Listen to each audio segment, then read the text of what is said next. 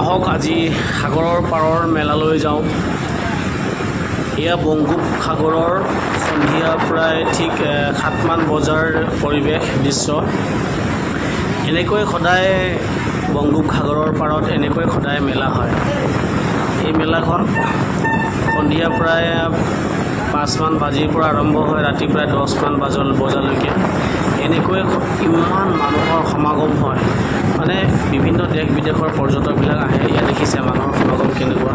এনেকুৱা এখন বৃহৎ মেলা, আৰু তাত আপুনি নেপাবলগীয়া বস্তু একো নাই। আপুনি সাগৰীয় কিছুমান খুব সুন্দৰ সুন্দৰ বস্তু, সাগৰীয় শংখৰ পৰা আদি কৰি বহুত হীৰা মুকুতাৰ পৰা আদি কৰি খুব সুন্দৰ সুন্দৰ বস্তু ইয়াতে উপলব্ধ হয়। যিহেতু সাগৰত তেওঁলোকে বস্তুবিলাক তাৰ পৰা সংৰক্ষণ কৰি আনি ইয়াত জনসাধাৰণক বিক্ৰী কৰে, সেই উপলক্ষে হয় মেলাখন। আৰু এটা খুব সুন্দৰ ভাল লগা পৰিৱেশ।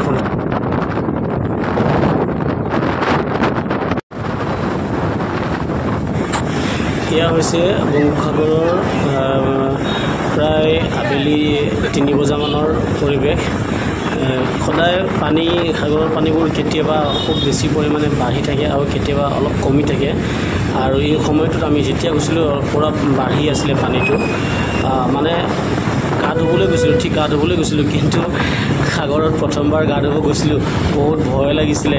কিন্তু পাৰতে ৰখি বহুবাৰ চিন্তা কৰি সাগৰত নামিছিলোঁ। কিন্তু যেতিয়া ডাঙৰ ডাঙৰ ঢৌ অহা দেখিলোঁ, সেইটো ভয়ত মানে বহুত বেছিয়ে ভয় খাই গৈছিলোঁ। তথাপিও সাহসে ৰৈ আছিলোঁ। কিন্তু এটা ডাঙৰ ঝাটকা আহিলে, এইটো ঝাটকাত আৰু মই ৰ'ব নোৱাৰিলোঁ, মই পলালোঁ আৰু। এয়া হৈছে ভুৱনেশ্বৰৰ কৰ্ণাৰ মন্দিৰ, আৰু কৰ্ণাৰ মন্দিৰত অলপ এনজয় কৰিলোঁ। তাৰপিছত তাৰ কৰ্ণাৰ মন্দিৰৰ ওপৰত উঠি জঁপিয়াই মিটা দেই মই। চাই দিব 1 2 3 4 5 6 7 8 9 10